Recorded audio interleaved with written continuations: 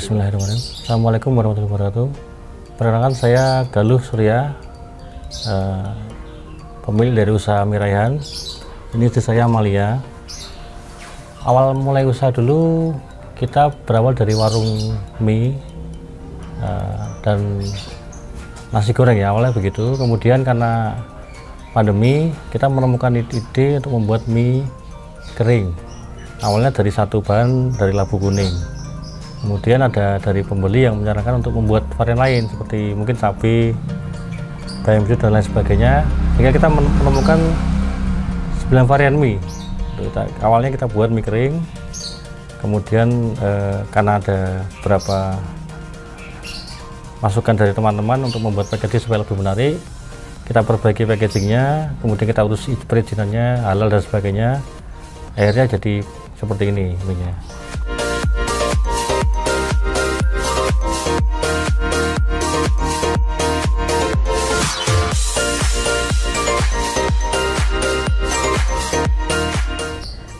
Awal mulanya mie yang kami buat adalah mie labu kuning. Berawal dari sebuah komunitas yang mengadakan pelatihan mie, di mana saya beserta suami ikut pelatihan tersebut. Kemudian muncullah ide untuk membuka warung. Jadi begitu mie labunya itu kami berhasil membuat, kami membuat warung bakmi Jawa, tapi mie-nya dari mie waluh, alami, tanpa bahan pengawet, tanpa bahan tambahan lainnya. Kemudian di pandemi kita tentu menghadapi kendala. Di antaranya warungnya yang tadinya rame kemudian menjadi sepi.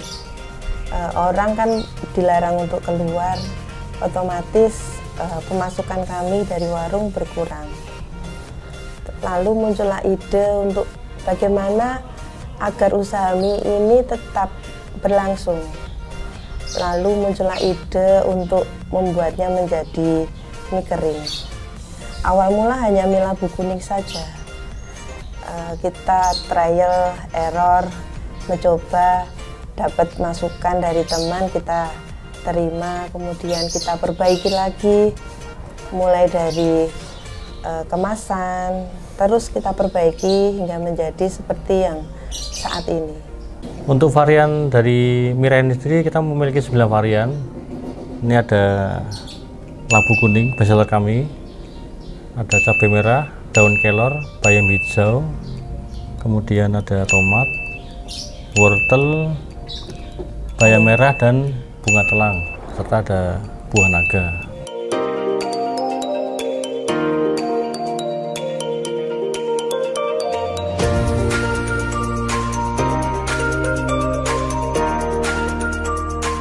Memang untuk warna yang paling menarik ya kita mungkin ya dua ini ya, bayam merah, bunga telang dan buah naga karena menarik.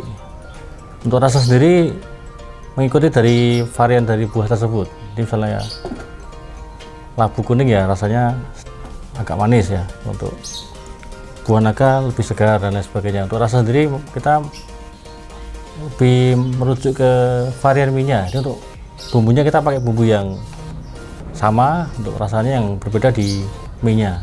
Untuk sultannya mungkin di bahan baku ya. Kadang-kadang kalau untuk bahan baku seperti bunga telang kan kadang kalau pas istilahnya kita cari di toko herbal kan kadang nggak ada. Kita harus mungkin cari di tempat lain yang ada. Kemudian kayak seperti daun kelor kan juga terkadang di tempat supplier bahan baku kadang nggak ada. Ya kita harus cari tempat lain. Kalau seperti tomat dan wortel kan banyak. Kadang-kadang harus melengkapi ini, varian yang lengkap ini kita mungkin bahan bakunya yang kadang-kadang sulit.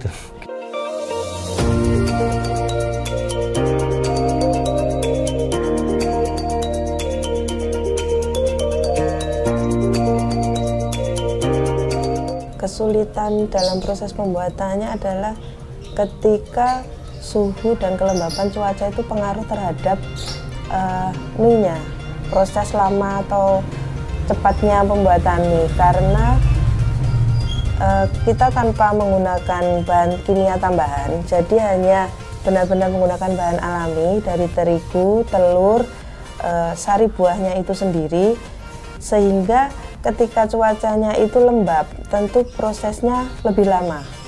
Tetapi ketika cuacanya cerah, itu sangat membantu sekali dalam proses pembuatannya, sehingga nanti dalam proses pembuatannya menjadi lebih cepat dalam waktunya saja.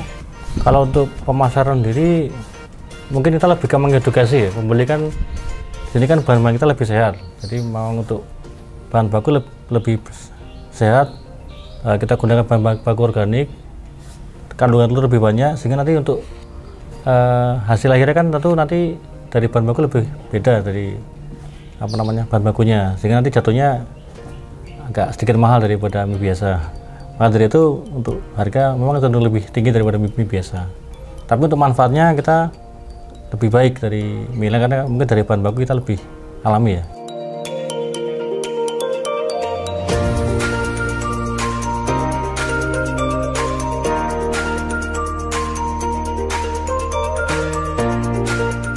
Untuk pemasaran kita mengikuti beberapa pameran agrobisnis, kemudian titipan di toko oleh-oleh, sudah ada di beberapa toko oleh di Kota Solo. Jadi untuk mie Rayani kita akan membeli untuk menjadi mie dari khusus khas Kota Solo seperti itu. Kan memang agak jarang ya mie dengan varian yang banyak seperti ini.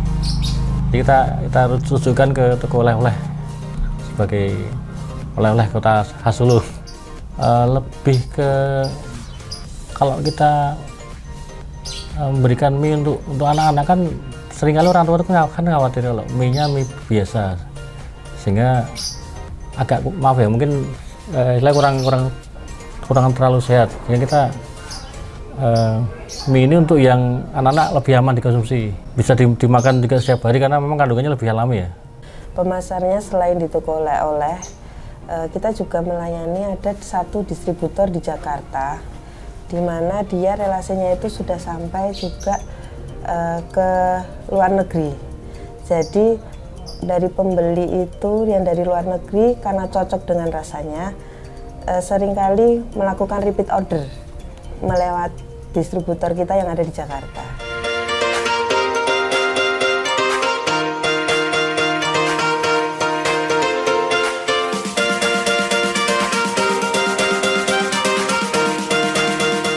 Kalau yang kita lakukan di bidang pemasarannya ya kita mungkin yang pasti lebih sering untuk posting di media sosial, lebih sering mempromosikan di beberapa komunitas. Memang awalnya sulit, kalau setelah kita lakukan secara rutin, alhamdulillah sudah ada beberapa pembeli yang memang sudah langganan juga ke kami. Nah, yang kita lakukan ya lebih sering untuk mempromosikan lagi lewat medsos, lewat komunitas. Nanti lama-kelamaan mereka mengenal kami. Suka duganya ya lebih itu. Tadi kita harus sabar dalam mengedukasi pembeli. Kalau untuk pembeli memang kebanyakan dari menengah ke atas, karena memang untuk harga kan lebih tinggi. Kemudian untuk dari segi manfaat juga lebih baik, lebih aman dikonsumsi seperti itu. Perizinan sendiri alhamdulillah kita sudah lengkap ya. Ada di sini kan kita memerlukan izin halal pasti ya, halal, kemudian PIRT kita sudah lengkapi.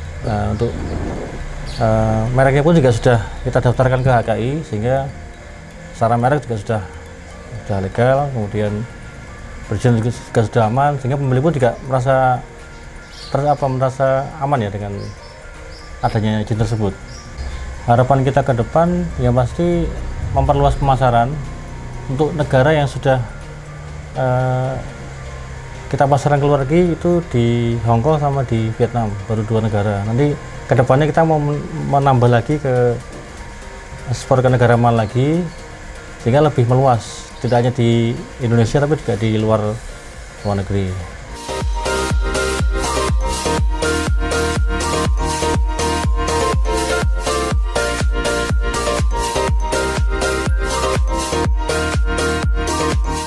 Untuk pemasaran sendiri memang kebanyakan usaha kecil awalnya memang sulitnya dimerintis ya, memang harus lebih sabar aja.